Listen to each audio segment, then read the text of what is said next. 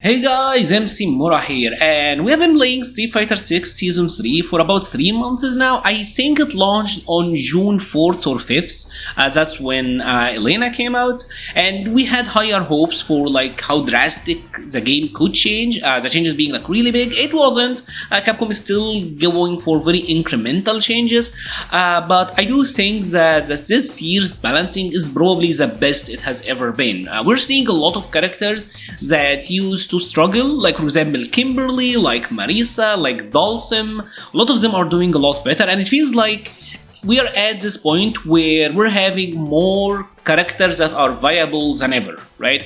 But with that being said, I decided to share my tier list with you guys, and I don't believe in S tier with 15 characters in it.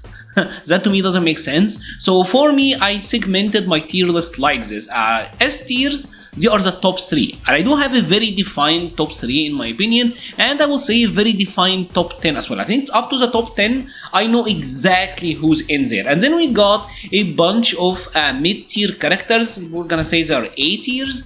They are very viable. I don't think the gap between the top 10 and the mid-tiers are that big.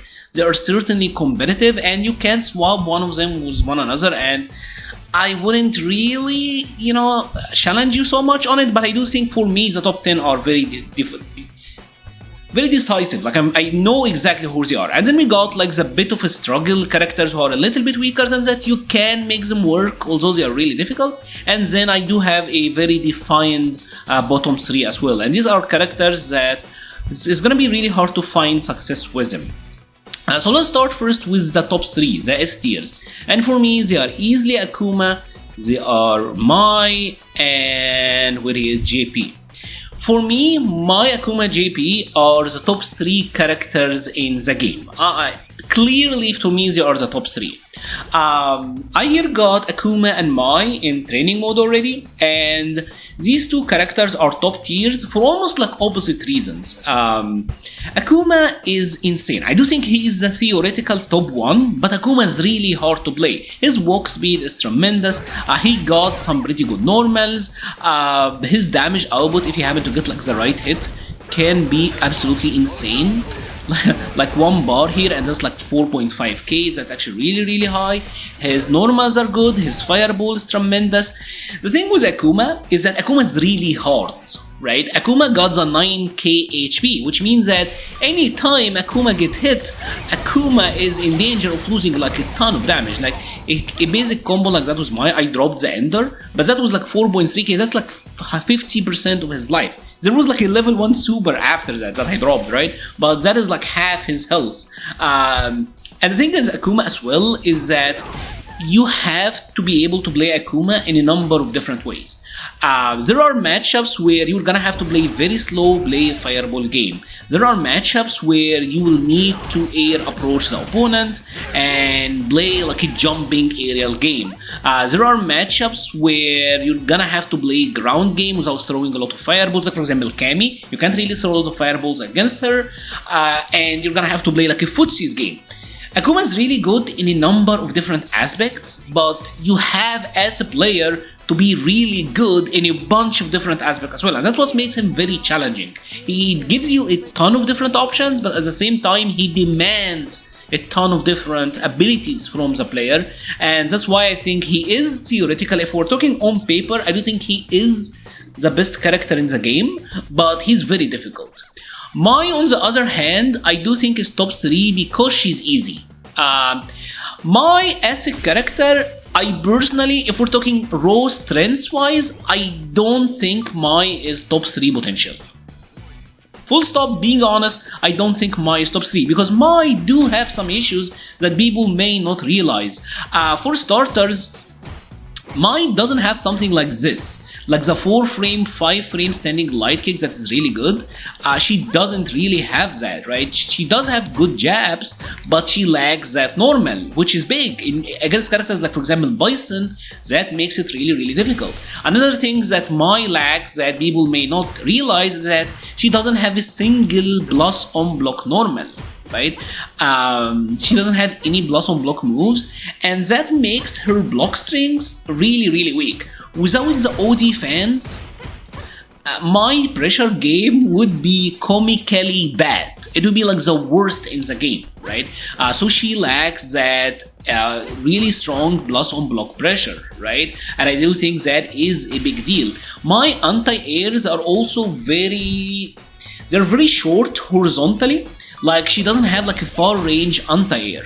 So if Akuma is jumping from this distance and he empty jumps, more often than not, my anti-air will absolutely whiff. And that's why like she's gonna have a hard time against a character like Cammy. If you just watch the Chow Hai versus Punk set, you will notice that Chow Hai wasn't anti-airing with DB, at least for like the first 3 games, almost at all, because he was worried that Cammy was gonna go for a shallow dive kick and make his DB whiff, right? So my anti-airs are also a point of weakness.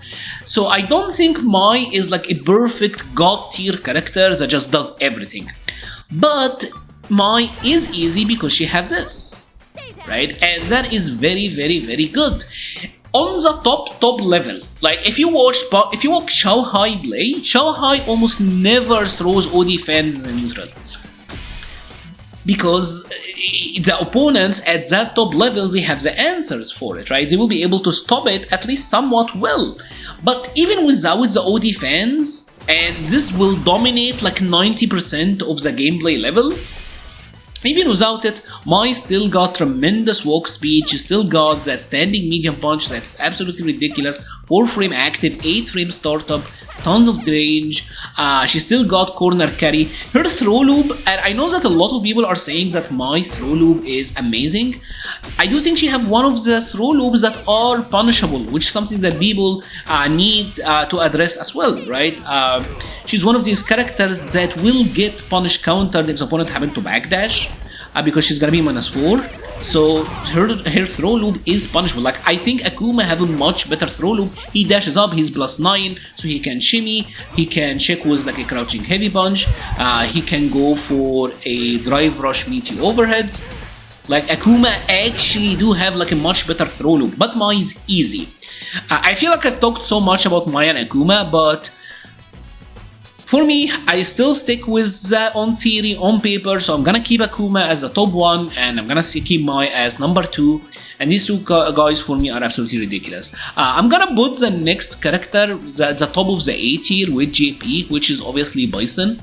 So Bison and JP to me are, JP is the 3rd character in the game, and Bison I will say is number 4, right? Bison I would put him at like the very top of the guy who's just outside of the top 3, but M.Bison is obviously ridiculous. JP was a character that a lot of people at some point, especially like season 1, would say that he was top tier, he was like the number 1 character in the game, and then they nerfed his anti-air, and that was probably like the biggest nerf that he got, but it's back. Right, they decided to give it back to him. The only nerf that really stuck with JP is the nerf to OD Amnesia, where now it has scaling. It still is one of the strongest, reversals in the game, simply for what it offers, right? The idea is that I can have like a reversal here, and I get like follow-up combos out of it, and I can potentially even get like super out of it. That's still absolutely ridiculous, right?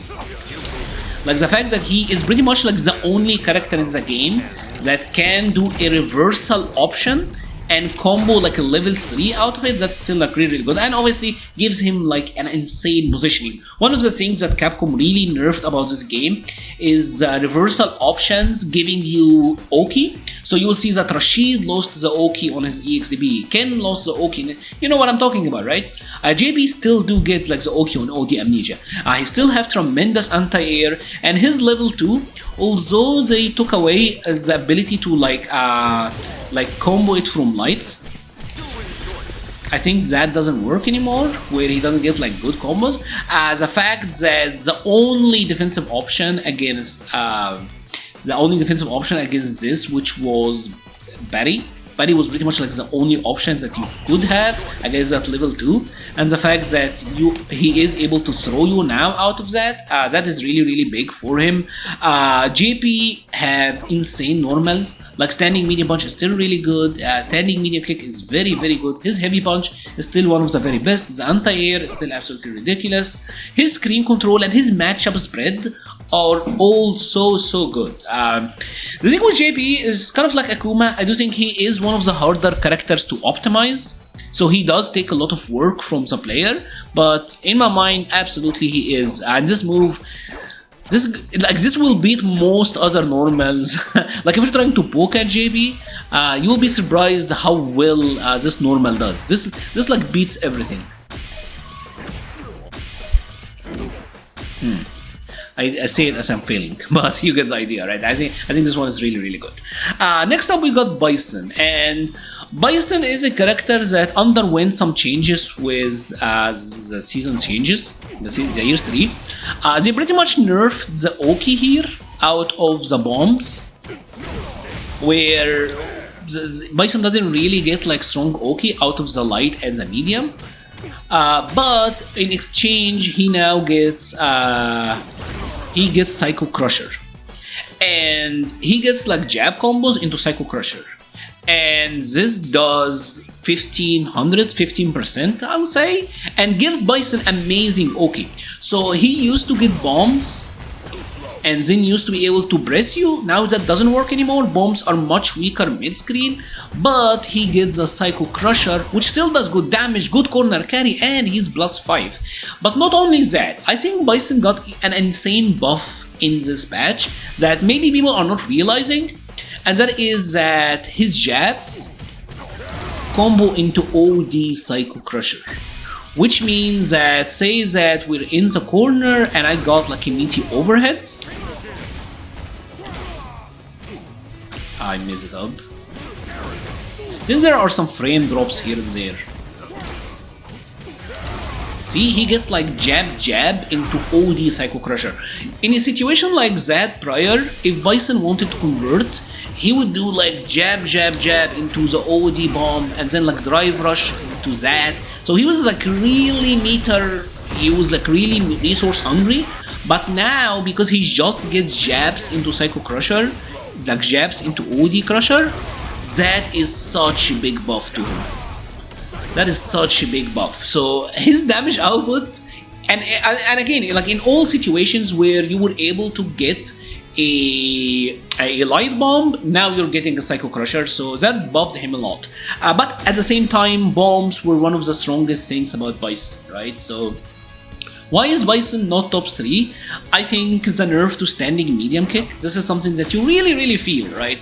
This move now is like, it is substantially easier to whiff punish, and this is one of the main control tools for Bison, because without it, Bison have to rely a lot on scissors and standing heavy punch, and both of these are kind of like high commitment options, because the opponent can, so if they like got whiff punished, if the opponent happened to neutral jump and you got caught, Bison is gonna eat like a ton of damage. So I do think his neutral is a little bit predictable, and obviously he doesn't have an invincible reversal, so he have to hold like a lot of pressure. Like any character with a DP won't have to deal with like a mix like that, but because he doesn't have a DP, he have to hold it. So I do think all of that kind of brings him down a little bit. He is still absolutely like a great character, right? Next up, I'm gonna add Ryu, and I'm gonna add Rashid. And I think we already talked at length about Ryu and what makes Ryu super good. Ryu now just he is the Thanos. He's the Thanos of the drive gauge. Ryu depletes your drive gauge, right? He have probably the most oppressive. Him and Sagat are probably the characters that are the best at depleting your drive gauge. Like this very simple, very basic block string that sets up like a spacing trap for you, does a ton of damage to your drive. Obviously there is a Hashogeki, so if he got that, come on, he just destroys your drive gauge, right? So his drive gauge damage is really good. Obviously solar plexus do play like a big role at that as well, and if he happens to get the hit, Ryu just does like 3 million damage now. His damage output is absolutely absurd at the moment, right? I feel like he's a very straightforward. You all know why Ryu is really good. Rashid, on the other hand, is a character that people rated really highly because of this specifically. And I do think the level 2 is still absolutely tremendous, but I think as the game went on, people generally got better at playing neutral, and one of the things about Rashid is that his neutral buttons I don't think are great. Like if we take a look at all of these guys over there, they all have substantially better normals than Rashid. All of them got better footsies than Rashid. Rashid footsies, I think they're kind of lacking. Even that standing heavy kick, although it got pretty good range, it's not that insanely rewarding, right? And it is like 38 total frames, so if it happened to whiff, GG's, that is risky for him. I think he kind of lacks that. He kind of lacks that range. Like even Ryu, who got like a little bit below average normals, or at least like average normals, he will outrange Rashid, right? Most of the time. So I think that's an issue. I think Rashid also is one of these characters who his anti-air game is still iffy. Like he can anti-air with OD mixer, and this used to give him like really good OK, but it doesn't anymore, so that absolutely affected him. He used to be able to always stay in, but now he doesn't, and obviously the level 2 is still absolutely ridiculous, but I think his normals, I mean they kinda to me, they kinda chip away at him a little bit. Next up, I got my boy Terry, and I got Guile, right? Terry is kind of interesting in this game right now, because it feels like he had some issues when he first came out, right? We always talked about how Terry doesn't whiff punish into a lot of damage because he doesn't have, let's say, actually Guile. Terry doesn't whiff punish into a lot of damage because Terry doesn't have like the Shoto standing heavy punch, right? And I think that is where most of us saw Terry. He lagged in niche. Like he had an interesting fireball. He had a crouching medium kick that was really long. I think he had like the longest cancelable crouching medium kick in the game. So I think that was really good for him, and his pressure have something. I made like a ton of different videos on Terry. But the thing about Terry, how Capcom buffed him, is that Terry now gets 8 million damage whenever he touches you. Capcom buffed Terry's damage output so much to the point where he now is threatening simply because of how much damage he's doing, right? He still doesn't have like the insane whiff punish into damage, but he has this crouching medium punch, which does a lot of corner carry. Once he got you to the corner, even like without the corner, his bread and butter, I don't think I got it anymore. I haven't played Terry in so long, so I don't think I got this.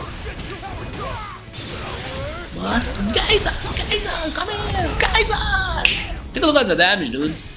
Terry's damage output is absolutely ridiculous. I haven't played him in about like 5-6 months, so my execution on a lot of his finicky combo is gone. But his damage output right now is absolutely ridiculous. And anytime he touches you, like you're eating a ton of different damage. Are you okay? Oh yeah, he does get like a double Buster Wolf here. I think this time I got it. Buster Wolf! That's like 4.5k, 0 drive gauge if you happen to get the corner. His corner carry was always really good. I do think Terry also have like a really good DP for like cross-cut angles, because it goes upwards more than like it doesn't go forwards that far. It hits more directly above his head than most of the other Shotos. So I do think in like weird angles where the opponent may cross you up, his DP I do think is actually like really good. So Terry now just does a ton of damage with every hit, so that actually made him very strong. And obviously there was a change to his heavy punch where now this is +1 on block, which obviously made a lot of difference, especially with the drive rush pressure, because now this is +5, and because this is +5, he does get like a low shake, he does get a shimmy, he gets everything, so that is actually really good for him as well. This is pretty much mainly what happened with Terry. It's a bunch of damage buffs, a bunch of different routes. His throw loop is still fair than most of the other characters, most of his issues still persist, and obviously Burknuckle is still like the jump scare that has always been. He's always been good, but now he buffed his damage so much that he became a lot more threatening. Guile, to me, is one of these cases where it's kind of like an Akuma, where this character is insane. And oh my god, if you guys play regularly against Lens, you would lose your freaking sanity. Guile is capable of locking you down so hard. His combos are absurd, but it's very, very difficult. Guile is super hard to use. Obviously, he does have some issues, like his normals. Typically, Poke normals don't lead to like that much, and he is like very, very difficult to play. And he does have some matchups against characters that would force Guile to approach them, like for example JP and Dalsim. That can be really hard for Guile, so in some matchups it's really difficult. And I do think Guile is one of these characters that like a player need to show you like how good he is, but I think they're ridiculous. And to me, the final character in the top 10. Actually, there is. I messed up because there's still one more, which obviously like the masterpiece Ken Masters. It's Blanka and Ken. I was like, where is number 10? For me, it is Blanka and Ken. Blanka and Ken would make the rest of the top 10. And yes, Ken is still top 10. Like, don't fall for the propaganda of, oh my god, Ken. Ken used to be like top 3, so he fell from like top 3 to top 10. He definitely fell off. But let's talk first about Blanka, right? This is not about like, oh my god, Menard is showing everyone how good Blanka is, but maybe it is. Because like, Blanka is absurd. His corner pressure and set play is absolutely intense. I must say, this jab for Blanka, this normal is absolutely ridiculous with like how much range it have and how much it covers, and even his standing jab as well. This is like a fire framer with an insane range. Blanka still have like a very oppressive corner game. They nerfed the Blanka Shan stuff a little bit, like scaling wise, where now Blanka have to hit you a lot more, but also Blanka players have optimized the heck out of it, so now they're getting like pretty good damage as well. And one thing about Blanka is that his wake up game is tremendous. Blanka potentially have the best wake up game in Street Fighter 6, and what I mean by wake up game is his options on wake up once you knock him down. Right, so Blanka have an invincible I don't want to record it. He have an invincible flash kick type move, which means that he can simply use this to react. If you're going for something that is reactable, he can just do that, so that's good. He have obviously like the backdash, he has the parry, he have as a drive reversal on wake up. All of these are universal options, but he also has the air ball. And if you noticed, most of the options that are anti-throws options in the game, most of them will be committal or at least unsafe anyway.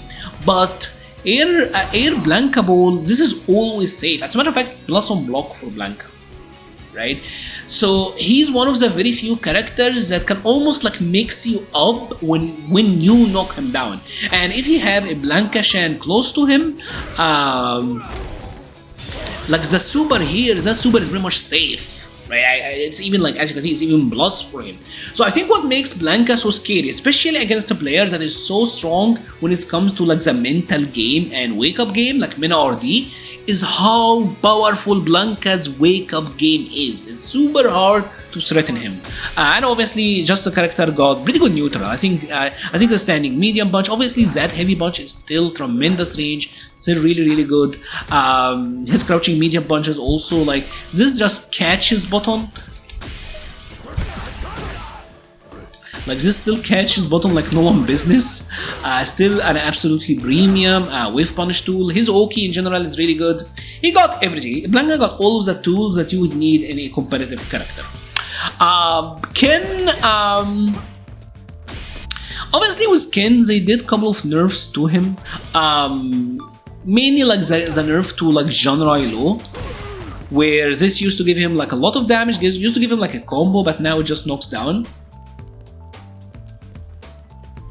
But I will say the main reason that Ken have fell off in my opinion is his throw loop situation, where Ken, if you don't know, Ken have a bug with his throw loop situation, where say that Blanka here is wake up with a crouching jab. It is a lot harder to throw loop someone. Actually, I'm not gonna be able to show you how this. But I think I will link the changes video. Ken's throw loop is like 1 frame window if the opponent happen to back rise, but it's still very easy if they happen to quick rise.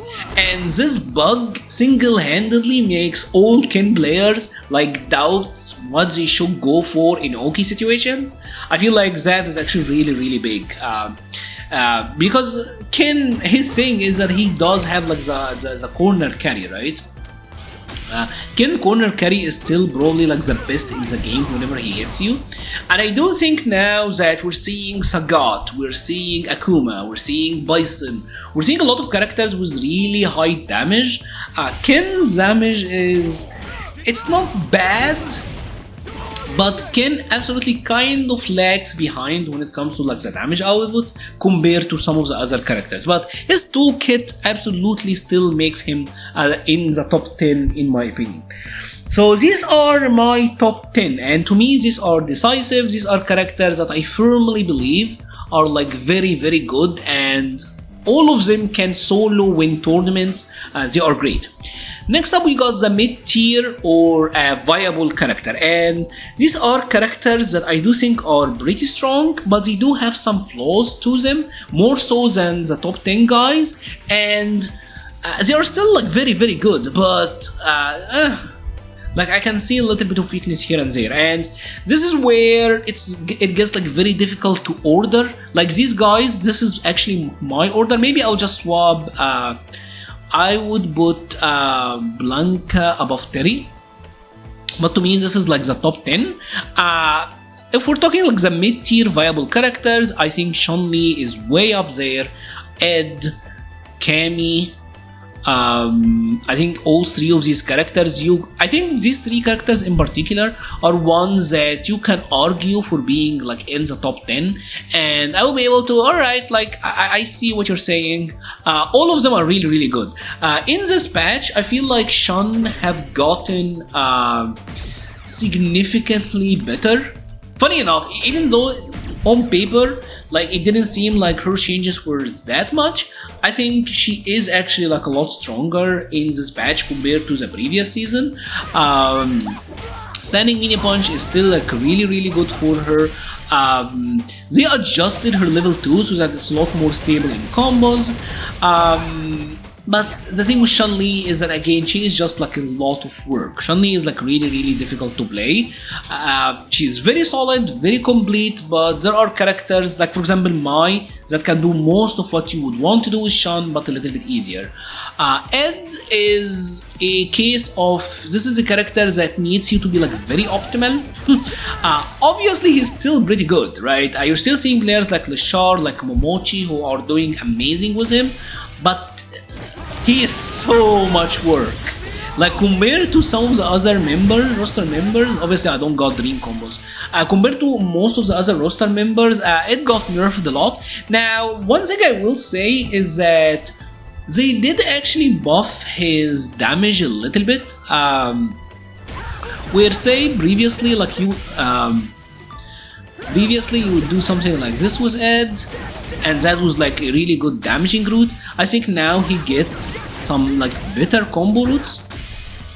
I think.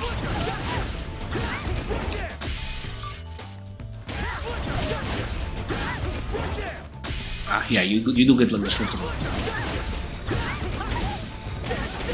See, so now that is like a little bit more damage, and he's more positive on drive, and there are other routes as well. So this buff, actually like the buff where he can do like a flicker into drive to like dash forward kill rush, that actually did buff his damage output in some situation. I don't got all of the lists because I don't keep that close of a tab on Ed, but this is something that is actually a buff to him, so he's getting more damage whenever he is hitting you, and more drive as well. Puts him like in a better drive situation. See, by the end of this combo, he did almost like 2.9 damage almost, and he had like a almost like a almost like 40% of a drive back. Where with this route, by the time it's over, he almost got a bar back, and this is almost like 3.1. So that's like a totally 2-3% increase and more drive gauge increase. So that I think is a buff about Ed that I don't see many people talking about, which actually is really good for him.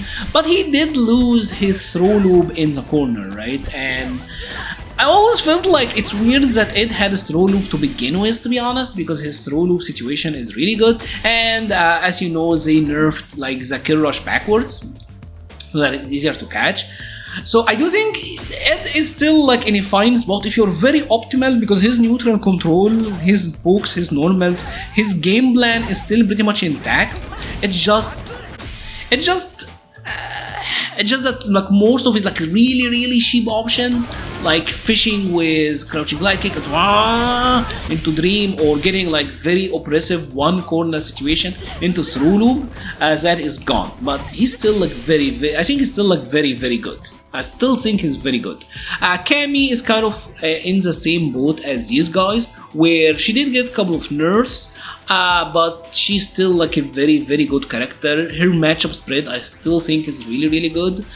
You can actually make the argument, out of these three, I would say Cammy is probably the one that you can make the argument for the most for being in like the top 10, top 3, but yeah, they are really good. Now I'm gonna add like a bunch of characters to this area right now. I think Dhalsim is tremendous in this patch, and we're seeing like a lot of Dhalsim players being much more successful. I think Aki absolutely belong here. Right now, I think Kimberly belong here. I think that Marisa belong here. I think that Deejay, obviously, Juri, and I'm gonna put Luke and Sagat. I will put all of these guys in this position. So let's tackle them one by one. And let's start first with Cammy and Sim. I think the changes to Sim actually made him like really scary right now. It's mostly like the buff to his Yoga Blast. Oh my god. Like this buff is tremendous. Obviously gave him like a lot of meterless damage conversion, so that is actually like that is such a big buff to him, because now he's not as drive hungry. So whenever he's landing like a conversion, he gets to keep his drive more, and obviously you can just I think he can just go for that into like an Inferno. What is the Inferno input? Jump back forward, yeah.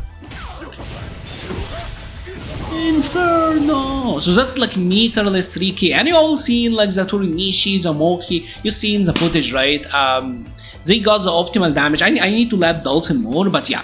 And obviously there is the change to float, where now he gets out of float faster. So if you're playing a lot online and if you're playing Dhalsim, this now have become like really oppressive to deal with, because he comes out really fast, right? And obviously does better for him in throw bait situation as well. I think these two changes combined just makes Dhalsim that much stronger as a character, because now he gets to keep his drive a lot more. Now he doesn't like now his offense is even stronger, because take a look at like how much drive shift. Like if I just go for the sequence, that does like a ton of drive. That's like 1 bar gone. So that's like really good. Cammy, she's still fantastic. I think she's just I still think she's like really great overall, but I think maybe she lacks like an X factor. Like you can say that she's in the top 10, and I wouldn't put an eye to it. She's probably like the best out of these guys. She's still like a tremendous character. But yeah, I look at the top 10 and I don't think any of them is I wouldn't put Cammy above a single one of them. Maybe I don't know. I think she's really good, but yeah, maybe I don't know. Let's now go over obviously Aki and Luke. Aki and Luke, two characters that are really strong. Aki obviously does have some weaknesses when it comes to like her anti-airs and her reversal options, but her damage output, I mean, you've seen the Broski videos, Aki's damage output is absolutely insane, and she's obviously like by far the queen of chip, where once you're in burnout, she almost gets you in an infinite where you can't escape. She's so scary once she gets you in burnout. And I do say that standing medium punch is absolutely ridiculous for this character. I hate this move so much because of what it opens for her. Obviously, like she does have some weaknesses. Like every other character who's in this place, the anti-air options, especially against characters like Cammy, like Akuma, characters that can change their jump arc, it can be hard for her to anti-air, although her standing heavy kick I do think is absolutely great. But yeah, this is a character that does damage, this is a character that, oh man, character that does damage, sets up a good condition. She still have like one of the stronger drive rushes in the game in my opinion. That one is still really great. Her drive rush overhead, I always find it really difficult. Now it is one of the slower overheads in the game at like 24 frames, but because she have a blossom block crouching medium kick, it makes it like really hard to focus on it because typically you're looking for that and have like the forward heavy kick as well. So she has like two blossom block options that you gotta worry about, and that kind of like opens the door for that, and it still gives her like a lot of her really good routes. So Aki is really good, but obviously like the lack of defensive options. Now about Luke, Luke is really difficult to talk about in this game. Obviously he used to have like an absurd jumping normal, his throw loop is still intact, his throw loop is still one of the very best, he still have a blossom block crouching medium punch. His crouching medium punch got nerfed now where it have like 17 frames recovery, which is above average for this sort of crouching medium kick. Above average in being bad, like this is above average recovery, not above average that it's good. So that is a little bit weak. He does have like some good normals, like I think his standing medium kick is absolutely tremendous. He does have the forward heavy punch, which is a little bit slower at 16 frames, but confirmable into good stuff. I think the issue with Luke is that he's well-rounded, right? He's a Shoto almost that is the most like Akuma, but Akuma exists. And Luke got this really weird thing with his damage, where I think the thing with Luke is that his damage mid-screen is better than it is in the corner. Let me try to get the perfect. Right? So this is like a pretty good mid-screen combo, did 3.4k. If I got a combo in the corner, maybe you do something like this. No, let me be on Luke. Perfect. And you do like an uppercut, or maybe you do like one of his. I think you do now like his. That's what you do now. That is the route.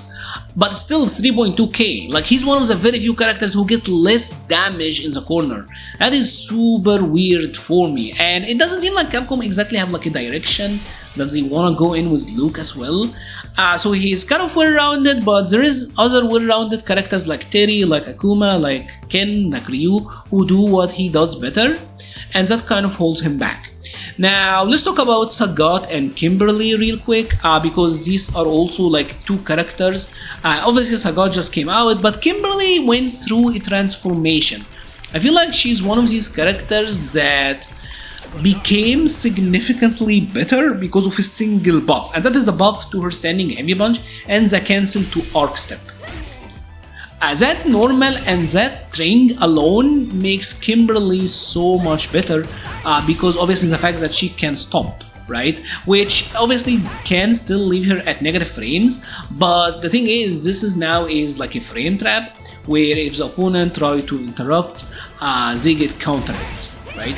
So that is really big for her, and that gave her a lot of presence. And obviously she is a character who always had like a standing medium kick, which is really good, but now the standing heavy punch being better allow her to play like this sort of game, which is really powerful for her. As he also gave her like the 2 cans now, which does improve some of her set play. I don't know exactly the set play, but you see it all over the place, and I labbed it a little bit when I did the Kimberly season 3 changes, so you can take a look at it, right? I think she's in a pretty good spot right now. I think all things considered, Kimberly is in a pretty good spot. A lot of her weaknesses are still intact, like she still doesn't have like an invincible reversal option, her damage is still below average, but I will say the neutral is, while she doesn't have the range of some of the other characters, standing medium kick and standing heavy punch are two, in a vacuum, some of the best buttons in the game. And obviously once she does get the buff, her walk speed becomes even faster, so the strength of using these 2 moves, and she obviously got the damage buff, becomes even better, so that's great. Sagat obviously is the latest character to be added to Street Fighter 6, and a lot of us when Sagat first came out were kind of disappointed that he doesn't have the classic Tiger shot game, he's not zoning anymore, but like as I said about Ryu, this character is about the drive gauge. Like if she's blocking like that and he drive rush 1, 2, 3, 4 Tiger shot, that is like 1.5 bar gone. And if she blocked all 4 of them and tried to take back her turn, there is a very good chance that I say that she chances with a medium kick. 4, right? 1, 2, 3. Oh, I'm not gonna be able to record it because I'm on. Alright, yeah. But you've seen like the Bugera setup, right? Where he does 1, 2, 3, 4, and at this range you try to extend, but then he like space trap you with his crouching heavy punch. So that is actually like really good, and he does have a lot of options like this, which still give him +7, a ton of plus frames. Sagat is just like the drive gauge killer, just like Ryu, it's still pretty much the same game plan. He also have 2 target combos, which is like the standing medium kick, which gives him like a really good knockdown, and the standing heavy punch. But mostly with Sagat, you're gonna be using his disjointed hurt boxes with the medium kick, with the crouching medium kick, and a ton of crouching medium punch spam. Like you're just gonna whiff that because the disjoint on this move is absolutely absurd, and once he gets the damage, Sagat's damage output is astronomically high on like the sort of conversions he gets. So he's a pretty great character, all things considered. I think he's a very solid mid-tier. Marisa is also one of these characters. Actually, let's put Zangief in here. But you know what? Let's actually put Zangief here. Well, I'm going for spoilers, but nah. Oh my god, I feel like I spoiled the whole thing. And yeah, these are my bottom 3. I think Lily is the worst though. Let's talk about Marisa and Juri first. Marisa is one of these characters that also I think used to struggle a lot. I don't know why I did that. I don't know why I did that. I feel like I spoiled my tier list. But anyways, it is the low tiers and you know them. Marisa is one of these characters that really struggled with this, with the previous season. She had a lot of issues. Let's actually put me in the corner. But they gave her a lot of buffs, and I think they are very substantial buffs. The first one is obviously like the buff to her level 1. Why didn't she grab? That's so weird. Where is that? Like it became anti-throw, and if you happen to get that reversal, that's 2.4k, and obviously this still would work if Juri did like a meaty. So Marisa having like a level 1 reversal option that does pretty good damage like that, this is something that she desperately needed. I think this is one of the biggest buffs that Marisa could get. The other huge buff that Marisa got, in my opinion, was the change to her crouching jab. This becoming a +4 on hit, so that on a punish counter, Marisa gets +8, so she's getting like a back heavy punch. I think that is actually really big for her as well, because this gave Marisa like a much better drive reversal punish. She's one of the characters that she used to only get like a grab, or she would get like that target combo, like the jab target combo, which is like not a lot of damage, or you would get like jab into oh my god, or you get like jab into standing medium. Like he used to do that, right? So that is meter and you're not getting damage, but now she get that into the back heavy punch. So meterless, she is getting good damage and obviously good positioning. You can get a safe jump setup out of that. That's actually really, really good. And I think with perfect parries in general being a little bit weaker, that insta buffed Marisa. But I will say her defense is getting better, and even the level 2, maybe not against Juri, but even the level 2, the fact that this level 2 now goes so far.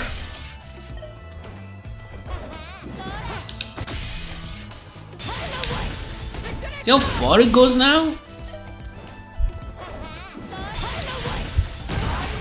That goes far, like that's like half screen range, and she obviously is a character that always used to threaten projectile with Gladius and with Phalanx, so that is really, really good for her.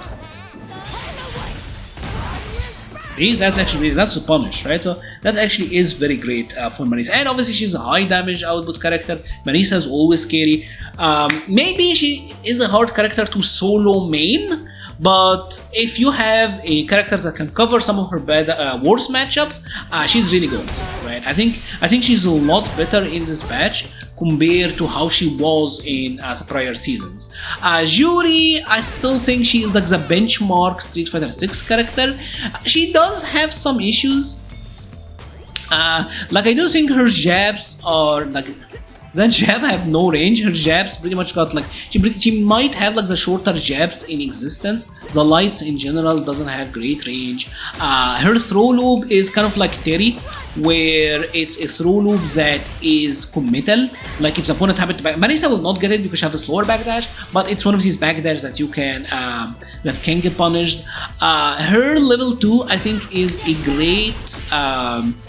It's one of these moves that are a great knowledge check and can sway the battles to her favor, but if the opponent knows how to deal with it, she's still like, she might have some issues with that, but all things considered, she is still like the quintessential Street Fighter 6 character. She have a Fireball Drive Rush that's still really good, her Draw Drive Rush is still fantastic, that crouching medium punch is a tremendous anti-air, and it's also like one of the singular moves that can be hit confirmed into super without cancelling. Like if you do it like that, she's +7, and her level 1 super is 7 frames. I actually forgot the emote for Juri's level 1 forward and kicks. So this is one of the things about Juri, like you can counter hit confirm this and see like that's a combo. So say that an opponent is drive rushing at you, you shake him with that and you don't even have to cancel it. Remember the Street Fighter 5 or Mika when you do standing medium punch and then Ika. It's one of these things which makes it like really, really good. And her crouching medium kick is still one of the longest in the game. Her heavy kick, it's a little bit slower than Mai, but still is an absolutely great move, and is still like absolutely totally safe on block. Still leads to pretty good situations.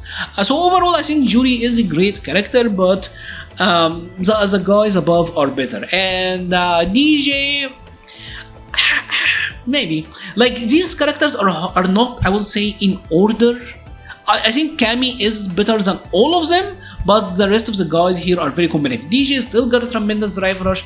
His damage output now is more in line with the rest of the roster, but his mobility option is still really, really great. He still is susceptible to drive impacts. His fireball is still hard to like play a fireball game with Deejay, but he still got most of his strengths.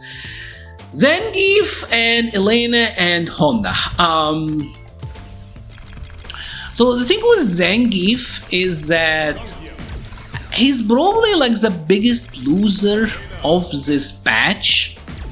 Zangief had a tiny change on paper where they changed his hurt box.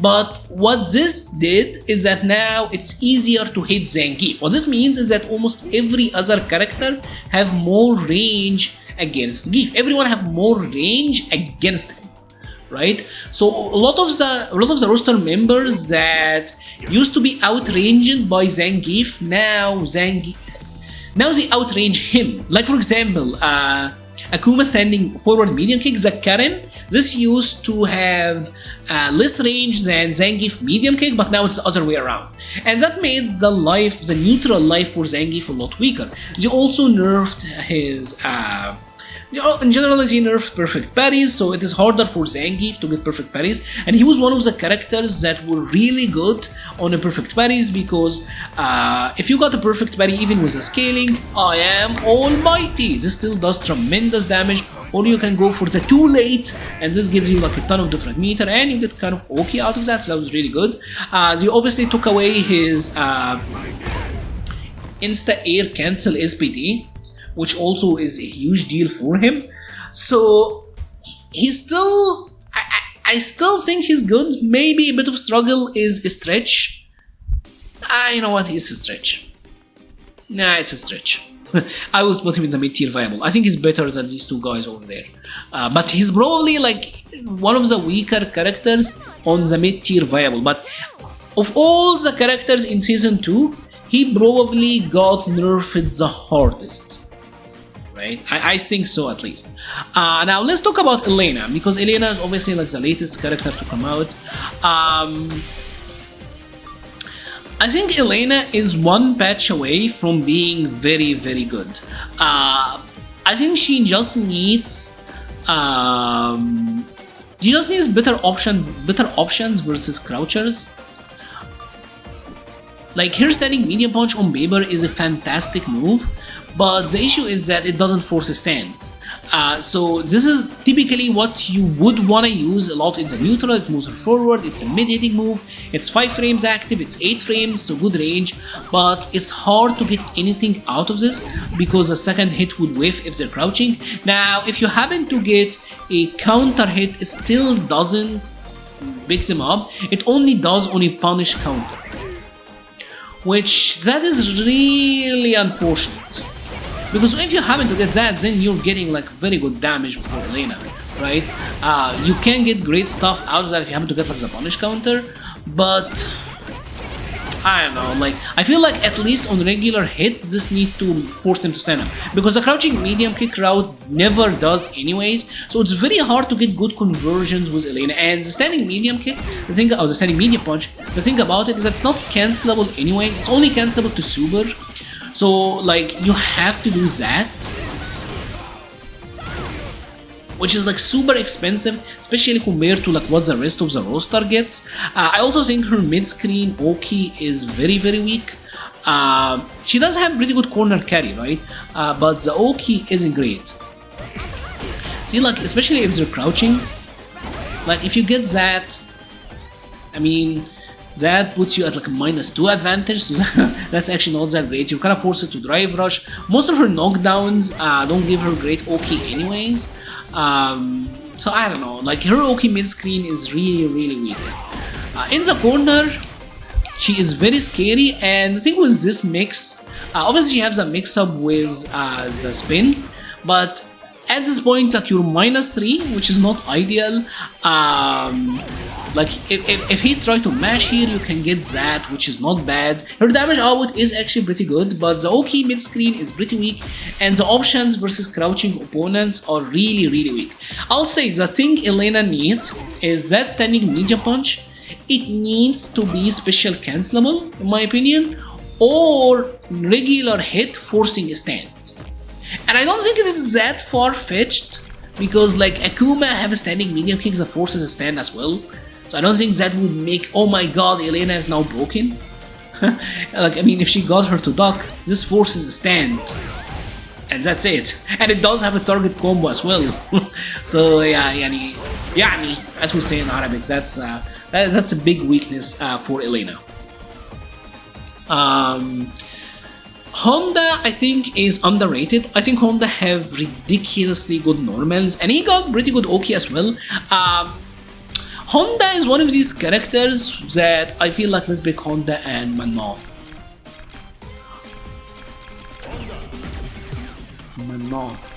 And I'm gonna give you a treat. I'm gonna treat you with costume for Manon. Honda, I think, actually have ridiculously good normals. I think his standing media punch is very, very good. Recently they buffed him where he now gets the walk into the launch, and this just works now without having to spend a meter. So that is great. His damage output is potentially very high. He got some really good normals. His standing media punch, yes, this is 10 frame startup, but the hitbox on it is great. It is cancelable. You can do so much out of that, which is really, really powerful. Honda is also one of the few characters that get a... like, he gets to deny you being able to back rise. Like the sumo butt slam, like you can't back rise out of that, you have to rise in front of Honda. See, like Manon is set to back recover, but she doesn't. So this is one of the very few instances in the game where a character have an option and just denies you the ability to back recover against it, which is actually like really, really good. If he happens to get the hand buff, his damage out becomes like really, really high as well. So like this is a 3.2k 23 in your face Oki. So he even like can go for that, and that will be plus on block. So he have like really, really good strengths to him. Obviously butt slam headbutt is always like really annoying, but I feel like wall Honda is very, very good, and I personally think, at least, like parrying his headbutts is a lot harder this patch because of the change to perfect parries. It's still like a jump scare, but most of the time like you're down backing, which makes it like really hard. And because there's also the change to the parries where you have to hold the direction, it's much harder to parry with a butt slam as well. So butt slam headbutts, harder to perfect parry. He does amazing damage. He got great pressure. That standing heavy punch singularly is one of the best moves in the game for what it does, because in the early active frames, if you happen to connect with it, I mean, he can just cancel into the sumo walk, and that is just +3 on block. That is like a drive rush without a drive rush. Obviously this does have a gap in it, so that you know like what you're supposed to do. This have a gap, so like you can always mash uppercut. But if your opponent doesn't know that, if they don't have like good reversal options, this is pretty much a drive rush for free, where he gets like a +3, where then he can do whatever he wants. And he got good normals, good damage, good Oki. I think he's really, really good in general. He struggles a little bit against zoning, but he also has this, which I think is really good. He also has the option of drive rush crouching medium kick, which puts him in an advantage. So I think he's good. Manon, I don't think she's bad. I put Manon in my bottom 3 because I think she needs a lot more. She's one of these characters that I think got nerfed a lot by the perfect parry change. I think Manon she just dropped the tier for me because of the changes to perfect parries, right?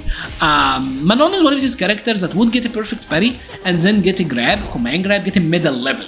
She was one of the best characters when it comes to perfect parries because everyone doesn't get Oki, right? But Manon get a medal, and the medal means that her next command grab will do that much more damage, and obviously her next super as well will do more damage. So getting parries with Manon have a very strong permanent effect. Now that got significantly weaker, and I don't think her buffs make sense. Like they gave her a buff to her standing heavy punch, where now this will do this combo, but this only happened on a punch counter, and it's like you have to then dumb meter to get value out of it. So I don't think that's great. And I mean, it's alright, but still, Manon still is so drive hungry, which is one of her main issues. The nerf, the universal nerf to crouching medium kicks as well. I like them starting combos that really hurt Manon because she's one of the better characters at doing that. And you would even do that into Super, right? This is something that you would see like Idom, you would see Manon players doing a lot, but see the Super scale to 80. When it comes to other characters, like for example JP, who have a lot of different options, he's still amazing, so this doesn't impact him that much. But for Manon, I do think this does negatively impact her quite a bit. A lot of the strengths of Manon unfortunately got nerfed due to the system changes, and she didn't get buffs enough to compensate for any of that. So I put her at my bottom 3. And obviously the final two, Jamie and Lily. I think Jamie is still theoretically like a pretty good character, but his design still needs a little bit of work. He's still that guy that have to give up Oki just to level up in a game where you have characters who have Oki and damage anyways. You don't really have to do that. So I don't know what they can do with Jamie, to be honest. I really don't know what they can do with him, because on paper he have a crouching medium kick that is very good. They gave him a medium to medium link, so they buffed his damage output at like level 0 during Jamie. That actually is a big buff to him, but still he struggles a little bit against zoning. He does have good neutral buttons, but that heavy punch or heavy kick, which is supposed to be like his almost like his Shoto like heavy punch, the far range with Punisher, while Shoto's got 10 frames and 9 frames, he have 15 frames, so that's a lot, and it's only like 3 frame active compared to their 4-5 frame active moves. He still have to play a little bit YOLO. His weaknesses are still intact, and Lily, I mean, that is still pretty good, but I feel like the game have moved on. Lily is still super one-dimensional. I don't think Jamie and Lily are like bad characters by any ways. They still got unique strengths to them. Her anti-air with crushing heavy punch is still amazing, but it's just like...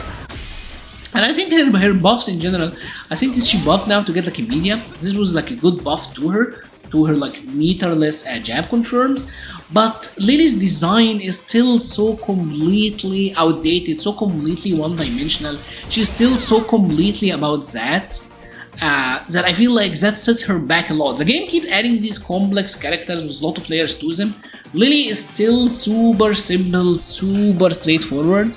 So yeah, didn't get changed that much, and I think the game have kind of moved on. So anyways, this is my tier list. I would say these two are ordered, the rest not so much. Maybe it's unfair to put Manon in bottom 3, maybe I should put her there, but my honest feelings is that she is weaker than Honda and Elena, and I do think Honda and Elena are weaker than the guys over here. What are your thoughts on this tier list? Do you agree with me? Do you not disagree? I would love to hear your thoughts about it in the comment section below. I will be leaving a link to the Patreon, Discord, Twitter, and Twitch pages in the description. Thank you so much for watching, and stay safe.